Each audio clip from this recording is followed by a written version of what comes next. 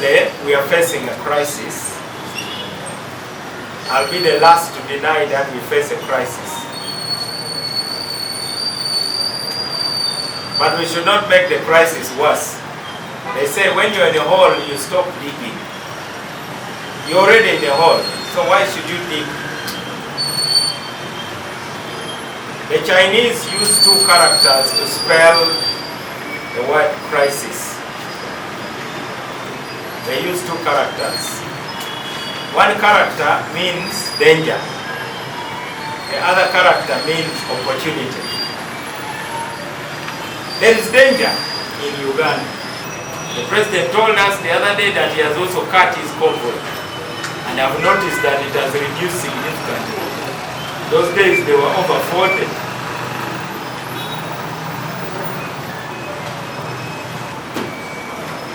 I was the first to park my car. I used to move in a car which was close to 5,000 cc's. A Nissan Patrol. If you have to go to Fulu and come back, that's 2 million shillings. So I asked myself, would I do this if this was my money? So I told the PS, anyway, the car also has issues, please park it. I insisted that there is no safe room in a burning house. You know, I see MPs laughing at ministers. I see district chairpersons laughing at MPs.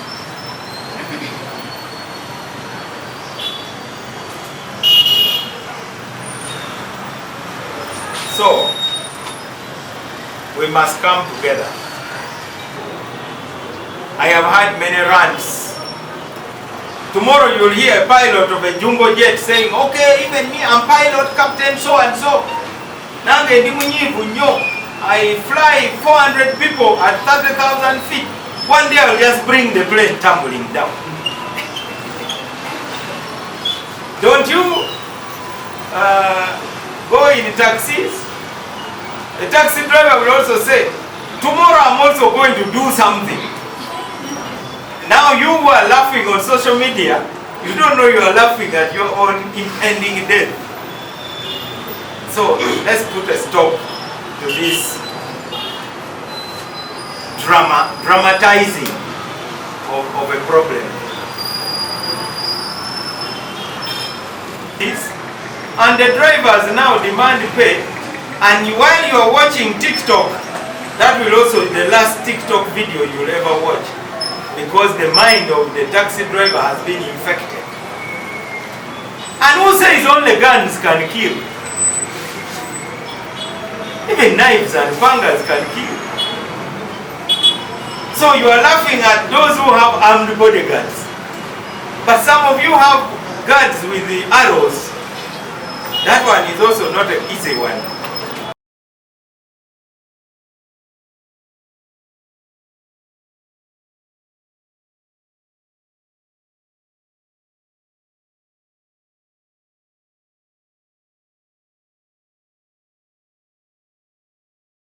I'm very pleased that all Ugandans have accepted that elections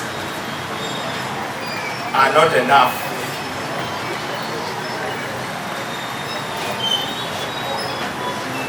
There are certain things that must be above elections. We started the debate about the transition, but the transition will not just come from elections. The transition will come from a national conversation. So I want to call upon all Ugandans to support the idea of a national dialogue. A national dialogue means that it is not just political leaders who talk. After all, many Ugandans don't have a lot of confidence in elected leaders.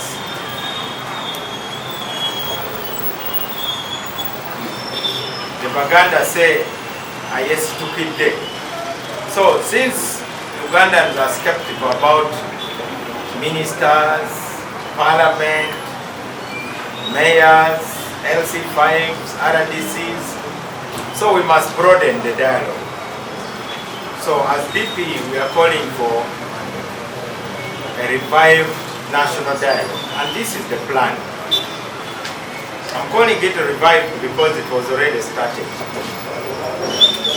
I want to state here that we recognize the critical role that the Interreligious Council of Uganda can play, because religious leaders have a very big platform, and through that platform they can plant a seed in the minds of Ugandans, seeds that can unite and heal this country. The other group are the elders. There are many people who have seen everything in Uganda. Unfortunately, many of them are dying one by one. As DP, we have lost many of our top leaders. We lost our former president, Dr. Paul Kawanga Semokedere, one of the foremost advocates for national reconciliation and healing. Ugandans should remember that before we went to the 2021 elections, the President of Uganda had already signed the proclamation in support of a national dialogue. A national dialogue is not only about political issues, it is about everything, including the issues which I see a lot about on social media, including issues that we have even passed laws about: public morality, how to restructure the economy, the status of the family. Nothing is out of bounds. So I want to assure the nation that we are committed to a national dialogue. After the national dialogue, there would be a national conference. A national conference is now the Kasengeja, because in the national dialogue, people will say anything. All sorts of things will be said. Then we decide what matters and what does not matter. Ugandans should know that our country is a republic, and it is the people who are sovereign. It's not the president who is sovereign, it's not parliament which is sovereign, but the people. We are a republic. Most of the things we are talking about are actually treating symptoms. Because when one person complains and you address the complaint of that one person, that is just a symptom. You know, you can have a painful swelling on your thigh caused by a big wound. I think in Uganda it is called ensanjabafu. You can have ensanjabafu, but it is a result of a wound. So you can treat the ensanjabafu, but unless you treat the wound, the ensanjabafu will always be coming. I grew up in the village, so I used to see ensanjabafu being treated with leaves of bananas. They put the banana leaf over a fire, then they put it over the swelling. And eventually it reduces in size, becomes less painful, but it's just a symptom. So, as DP, we are not in the habit of treating symptoms. We must go to the root cause of the problems that we face. Social media is talking about a lot of issues. It is the duty of government to listen. In my eulogy to the family of the late Minister Okele Mola Machogogo, I insisted that there is no safe room in a burning house. You know, I see MPs laughing at ministers. I see district chairpersons laughing at MPs.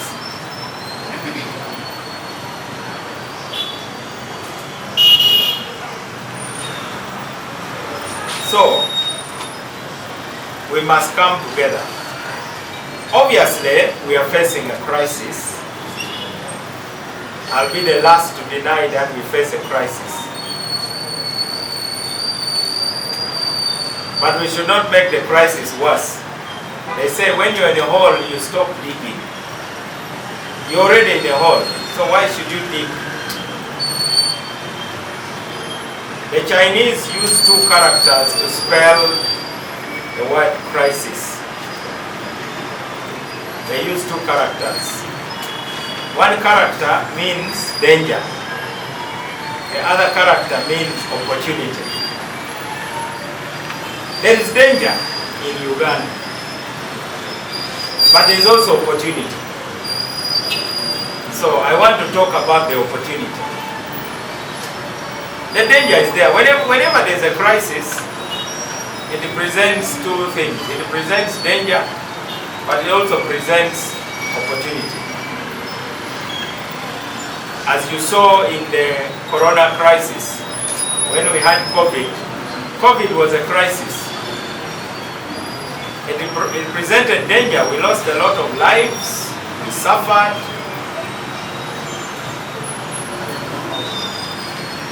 Some of us, the first few days before the government gave us stickers, we had to walk to the markets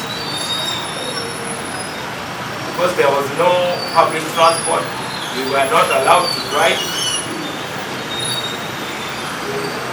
But it also presented us with an opportunity. Number one, it allowed Ugandans to start valuing their families. Because churches were closed and schools were closed. So husbands and wives finally had to be together by force at home. And to be together with the children. People who had never sat together for a long time were forced to be together. It happened to all of us. So that was a positive thing that came out of that crisis. Number two, we had to learn to make certain things ourselves. We only realized that the distilling companies are not just good for making water, but they can also make sanitizers. We learned that out of the crisis. So even the crisis we face as a country, I know it is being trivialized. Every day I wake up, there's something on TikTok. But there should be levels of debate. There's the TikTok crew. I think they can continue with what they're doing. It is okay. But I think for political leaders, we must deal with the serious issues. So today we want to talk about what the serious issues are. The first is mental health. There are those who bastardize the debate by saying everybody is mad, it is a question of degree. It would be like saying everybody is sick, it is a question of degree. Or everybody is rich, it is a question of degree. Everybody is poor, it is a question of degree. Now that's not the kind of approach we should take.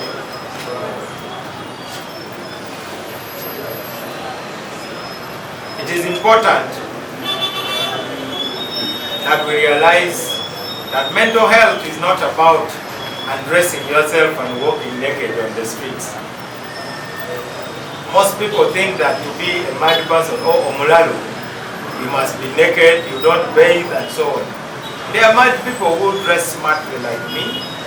They drive cars, they go to church. So it is important that we look at the things that make citizens sad. Number two is we need to denounce violence. We We must denounce violence in all its forms, no matter what. I'm proud to belong to a party that has consistently preached non-violence. Other parties, when they talk about non-violence, I don't think people believe them. But when DP talks about non-violence, people believe us because it's one of our core values. We don't believe in violence as the Democratic Party.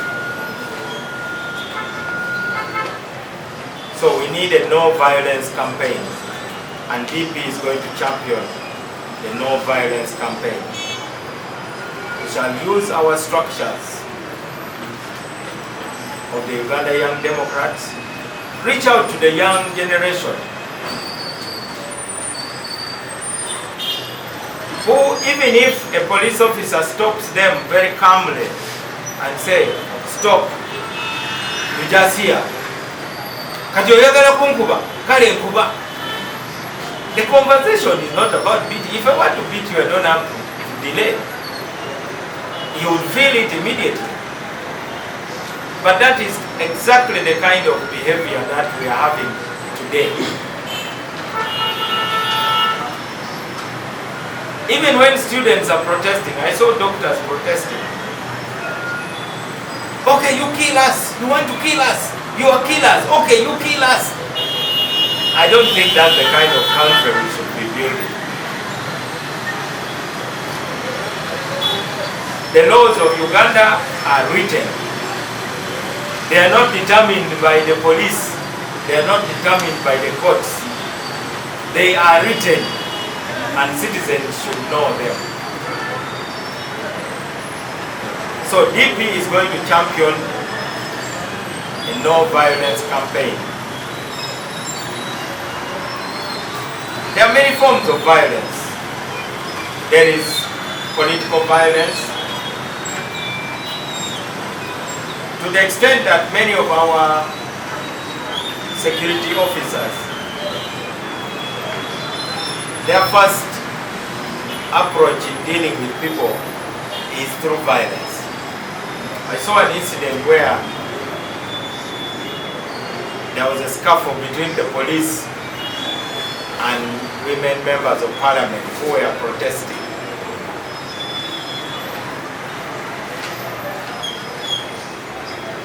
It's not for me to condone any illegal protests, demonstrations, but it is for me to denounce violence. I think if I were a police officer and someone is breaking the law, I know that as a police officer, I am not enforcing my own law. I'm enforcing laws of Uganda. I'm a representative of the state of Uganda. So all I need to do is to say, stop, disperse. I give you 5 minutes to disperse. Because I'm backed by the law. And if you don't disperse, there are those who are trained in ensuring that you disperse. If I'm arresting you, I will tell you, you are under arrest. Please get in that car and accompany me to the police station. Why do people go to the police station? People go to the police station because that is where you record statements. And the file is compiled. And then it is up to the Director of Public Prosecution to decide whether the matter should go to court or not. But what we see, like what we saw in Buvuma Island, the police came in and simply started beating up people.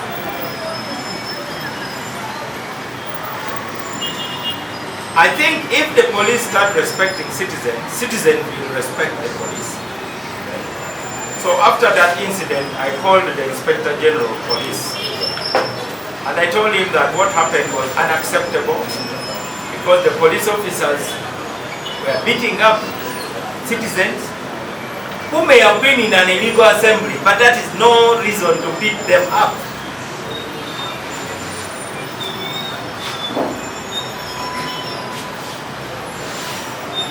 And I told the Inspector General of Police, why do these people want to take it as if it is personal? So when they are beating you up, they say, you are going to see what we are capable of doing today. It is almost as if it is a personal fight. So I asked him to refer the matter to the Police Standards Unit. And there is a Commissioner of Police in charge of police standards, who I later spoke to. And she asked me to speak to the leadership of the NUP, to which the other MP belongs. I called the Secretary General of the NUP and told him that whoever was affected should go and make statements so that investigations can take place. Indeed, the police officers concerned were named. Each society must have some good in it that can deal with whatever is bad in the society. There is no perfect society. It is like bathing. You cannot bathe once today and say, Bimaze, I'm okay. You try it. After 1 month, nobody will want to be near you. So a society must have the ability to clean itself on a daily basis. So, as DP, we shall continue to champion a campaign against violence. People can have grievances. Now that brings me to the issue of salaries and remuneration. Tires of vehicles and motorcycles, what you call butida, that was our payment. So you dig 2 lines of maize or cassava across an acre, then you are given butida. That was my job as a young boy.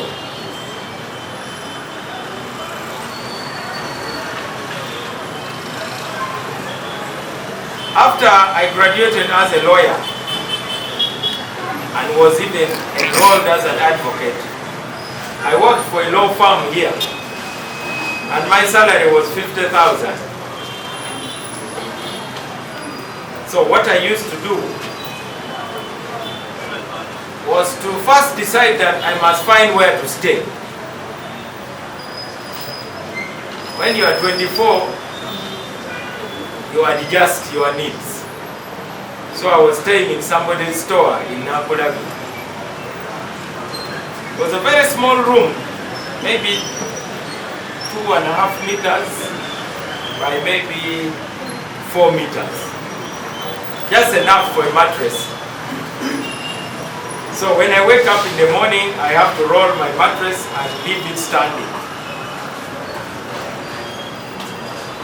Because I could not afford transport, I used to leave my suit in the office. So I would leave my tie and my suit and my nice shoes. So coming to office, I would move wearing a tracksuit with the sneakers. I would walk with everybody else. I hear people talking about walking. We have also walked. We would walk through Makerere Chibulu. Those days it was a bush full of mayuni. Even the Nakivubo channel was not yet made.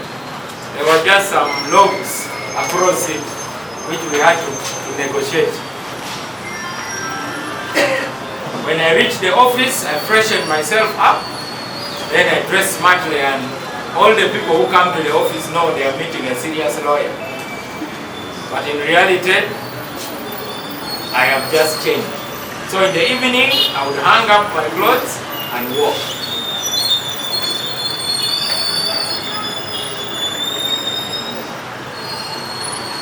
everybody has that kind of story.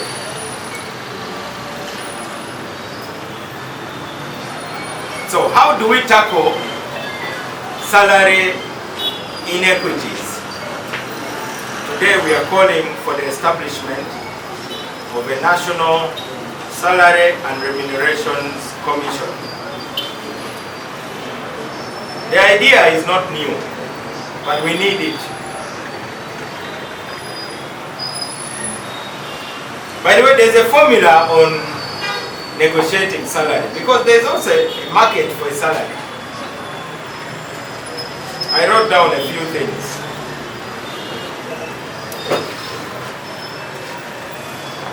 I repeat, how easy are you to replace?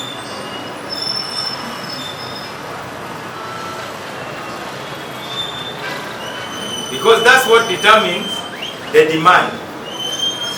Just like the price of phones. If you have this phone here,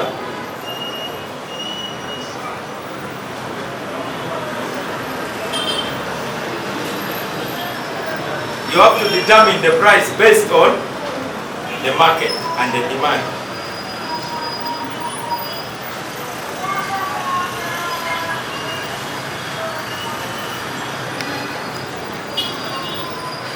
I have argued before, and this is the position of DP,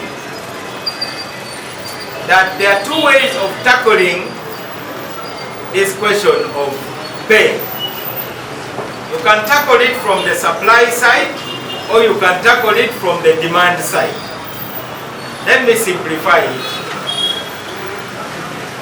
From the supply side, it simply means you supply more money into the pockets of your employee to meet the basic needs.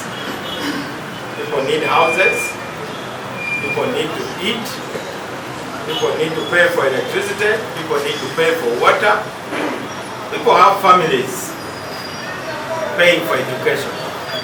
So supply side, the government is obsessed with supply side. Let's look for more money, salary enhancement, salary enhancement. But there's another way. It is called tackling it from the demand side. Where does that money go? Number one, it goes to pay for health.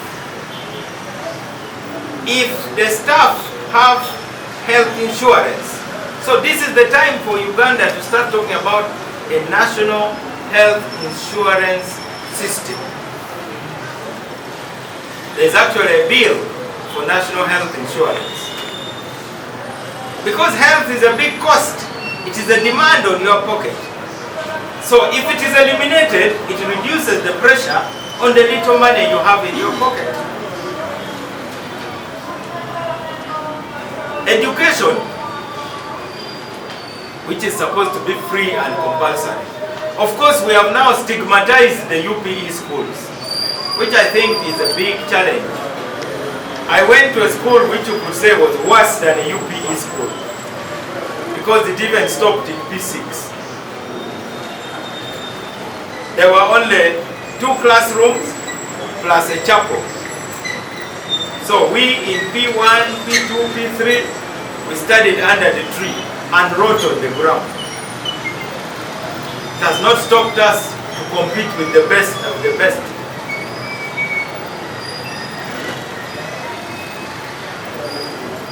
Housing. We used to have housing. Public servants had housing. There was Nakawa Estate. There was Naguru Estate. Even Kololo and Nakasero was for the public servant. As I talk now, the Vice President of Uganda does not have an official home. The Prime Minister does not have an official home. The Speaker of Parliament does not have an official home.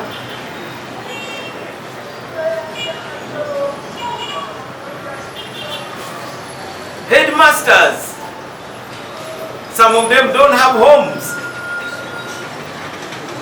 LC5s don't have official homes. When I was elected LC5 chairman, the war was still going on. I was staying in a hotel from Monday to Friday, then I have to pack my things and put in a store to come to Kampala and see my family. My family could not visit me.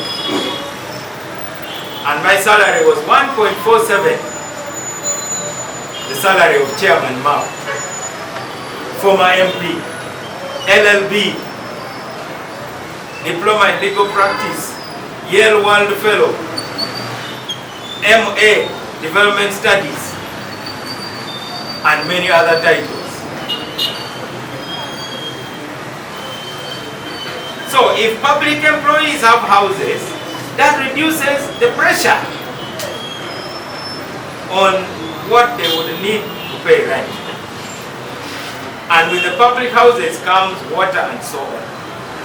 My father was not very well paid, but we had a house. There was a clinic which the company used to engage. It was in Jinja called Bunawona Clinic. I still remember the doctors, they were very friendly. There was Dr. Mujabi, who I still remember very well, and Dr. Mutesasi. So, as DP, we are calling for Uganda to go back to basics. We simply do not have the capacity to respond in the way that people are proposing to respond. Because if you don't have money, how are you going to supply it? Instead, let's look at ways. That is how in the army, they introduce what they call ration cash allowance, which is intended for feeding you and your family. Now, all those debates are healthy. Sometimes a crisis can wake up a country. So, to a certain extent, the country has woken up to start debating. But the debate must be guided. That is why we are calling for a National Salary and Remunerations Commission to talk about this. I hear some people talking about a minimum wage. Okay, what is a reasonable minimum wage? Now, the minimum wage you are talking about, I have seen it in countries where people are paid per hour. So let me also tell my fellow Ugandans, Kambagambeko.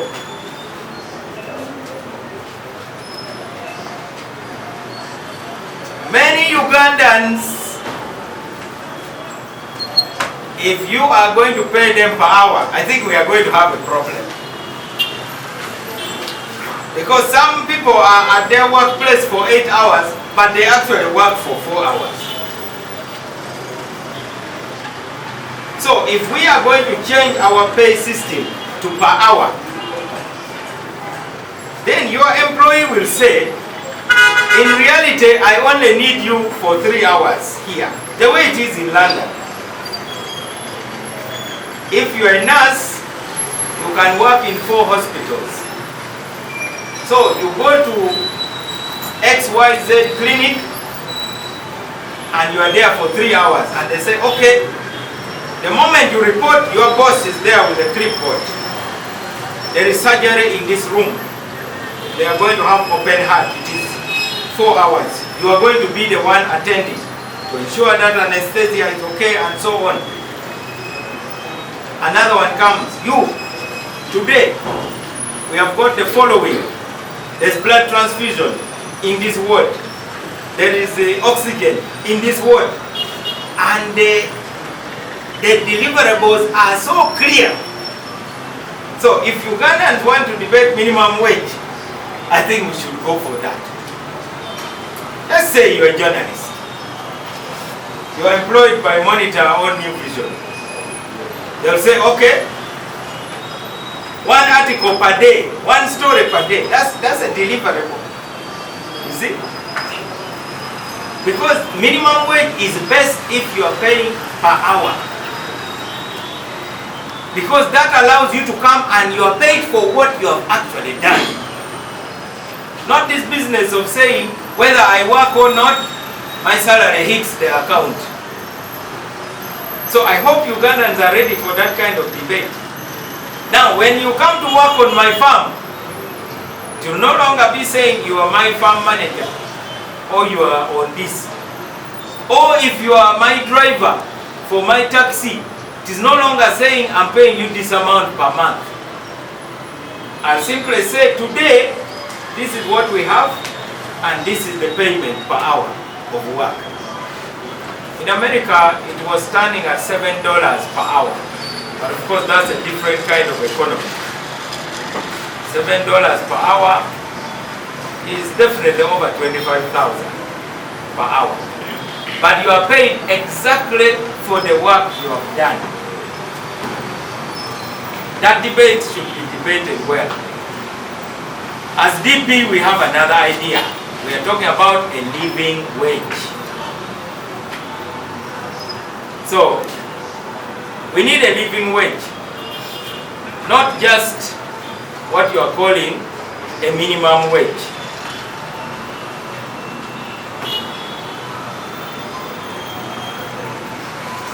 So we have come up with those proposals to tackle problems of pay through the demand side, not the supply side. In other words, relieve the pockets of the workers.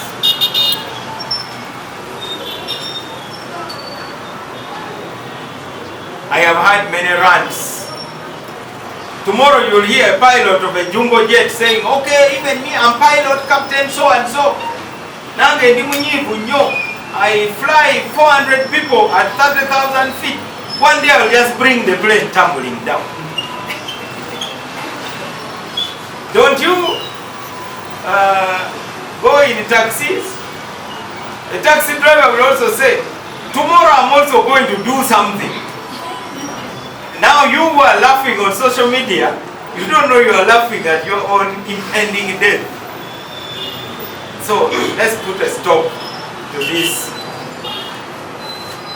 dramatizing of a problem.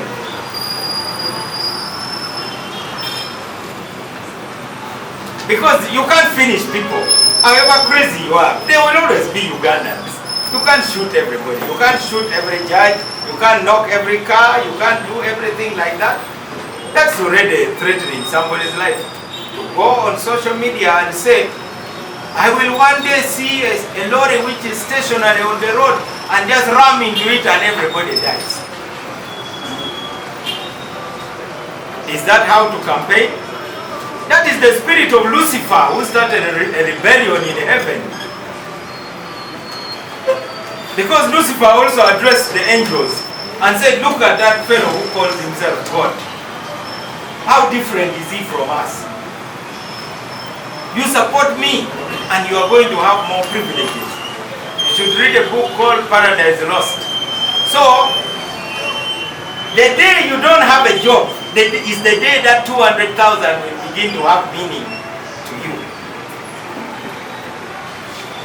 Remember, I started by saying, how easy are you to replace before you start your campaign on social media? If you are a brain surgeon when you are only 2 in the country, you can always negotiate. So I think let us not go beyond what is reasonable in making demands. You may have a legitimate cause, but you may eliminate your cause by how you campaign for it.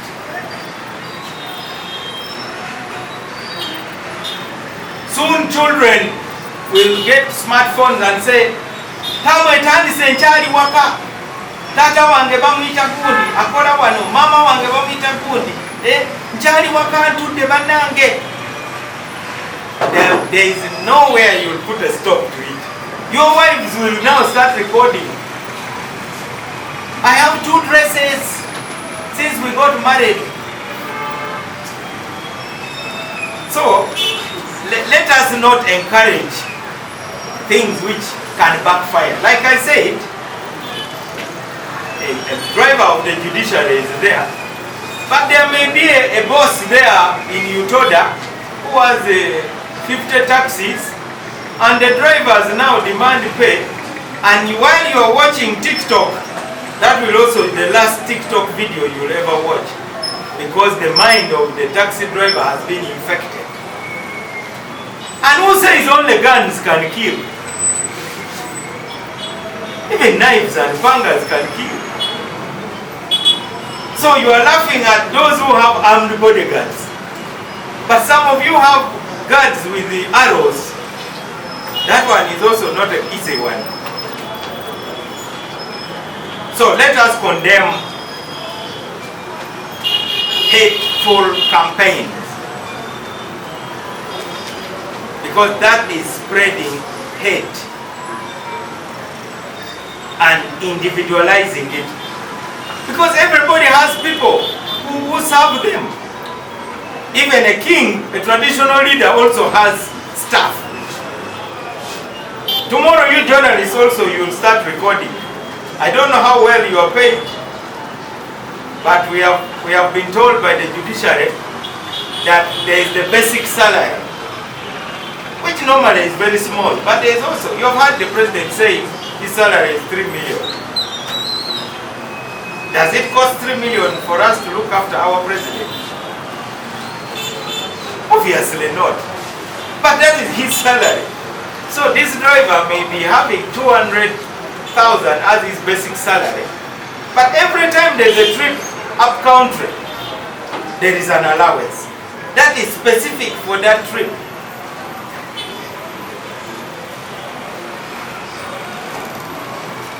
And other allowances, the judiciary told us it goes up to 1 million shillings. But the day that gentleman receives a letter saying, "Thank you very much for your service. Since you are such a great person with exemplary skills, please go to the market now. Let the market accept you." Having recorded, which company do you think Mukwano Enterprises would want such a driver? Do you think Serena would want such a driver to take tourists to the airport? So let us condemn those who are spreading the fires of discontent.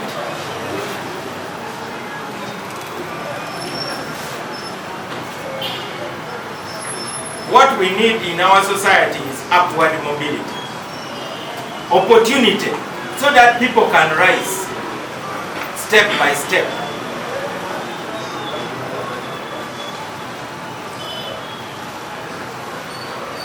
Tomorrow it will spread to those who cook in the restaurants. You know how much damage they can cause by putting kanyoka kawulire. So I am totally against those who are spreading these hateful campaigns. Let's talk about the real issue. Let us stop threatening, because all of us have walked in those shoes. Let our society embrace the values of compassion. Let us have compassion. Uganda needs compassion. Uganda needs reconciliation. I also suspect that most of that is really transferred anger. Because you can be angry in another department, then you transfer your anger to your employer.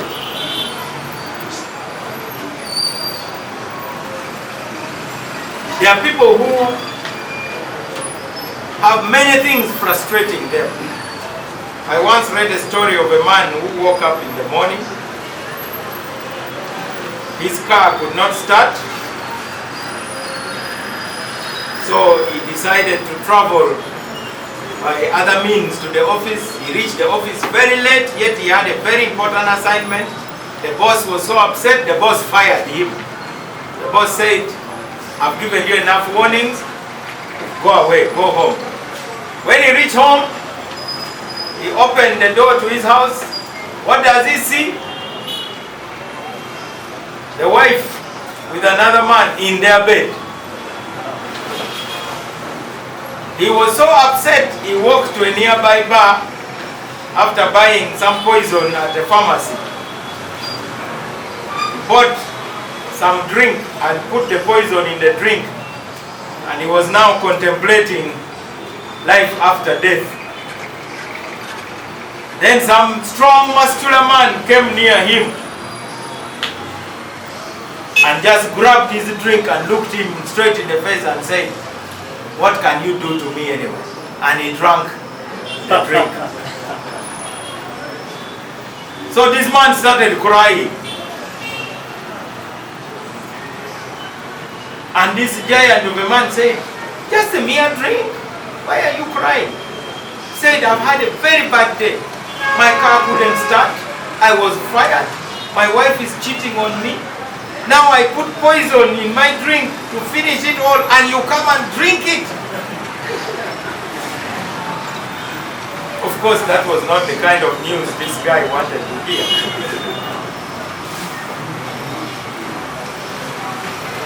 So anyway, frustration should be expressed in a correct way.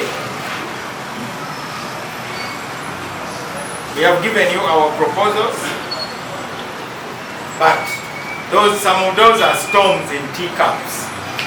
We want to broaden this discussion through a salary and remunerations commission. We want to broaden the discussion through a national dialogue.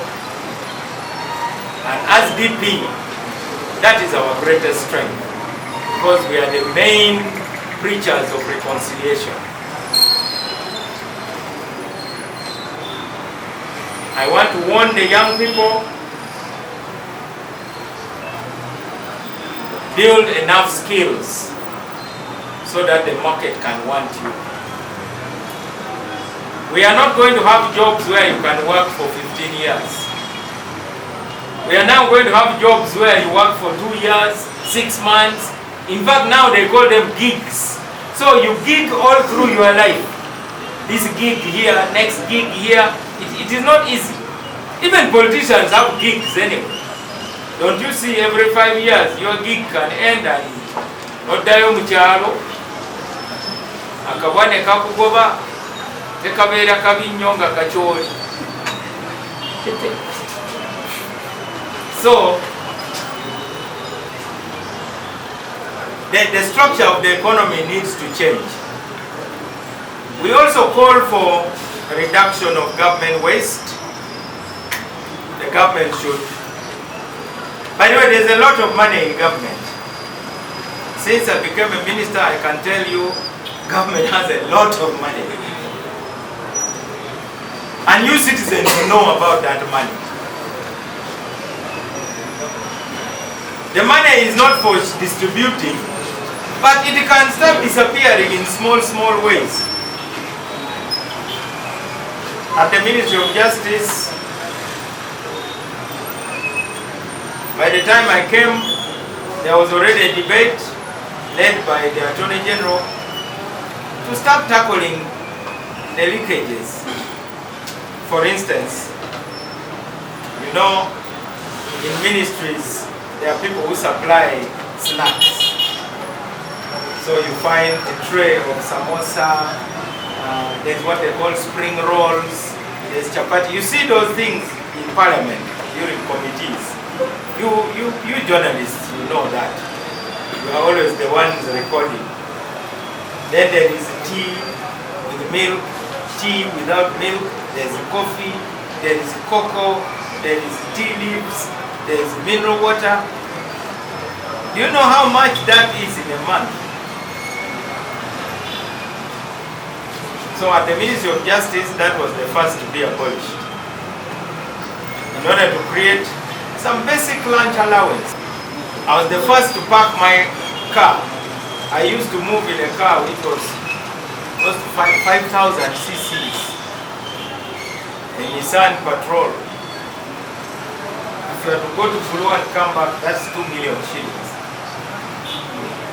So I asked myself, would I do this if this was my money? So I told the PS, anyway, the car also has issues, please park it. So I was moving in a small car, a Pajero Sport. You know those ones that young people move around in. But again, it is the citizens who would say, Minister Mulamba, look at your car. So citizens of Uganda, what is it that, what do you expect from us? I am actually wondering, what do you expect of us? So, one day the president delegated me to go to Uganda to represent him on the World Anti-Corruption Day. So, we went for a cup of tea and the venue was nearby. So the IGG, the Honorable Betty Kamian, then said, please, I think it is now time for us to go bring the minister's car. And she saw the minister's car. We then agreed that we should all walk. Because the guest of honor was arriving to represent the president. There was a red carpet for him, his own podium, even his own microphone. You know how the setup is when you are the president. That's the setup waiting for me. But now the car I was arriving in was like for fresh kid. You know, fresh kid has a car these days. So, but for me I felt nothing because I'm not defined by a car. I'm not but Mao. My value addition is in my head and in me, in my character. My value addition cannot be the car I drive. Whether I'm on a border, I am better than anybody who may be even in a jet. But my own friends, even those in DP, that a whole of you in this kind of car. You saw the Prime Minister of Netherlands riding a bicycle. So I think citizens also stop being drivers of waste. Because when citizens come to your office as a public official, MP, they expect you to transport them, they expect you to give them lunch. So how do we cope? I think that's why we need this conversation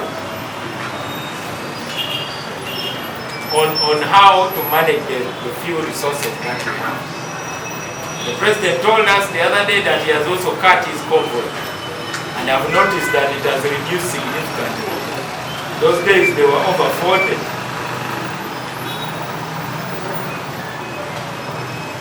So we need to reduce waste. I don't know how many vehicles are at Parliament. Some of the vehicles that are procured at ministries are junked. They need to be valued and auctioned. There are many state assets. Every time there's a government program, they are giving welding machines to the youth, they are giving grinding mills. Those welding machines are not doing any work. The grinding mills are not doing any work. Even the iron sheets are still in the store. So waste is different from corruption. Waste is tying up public resources.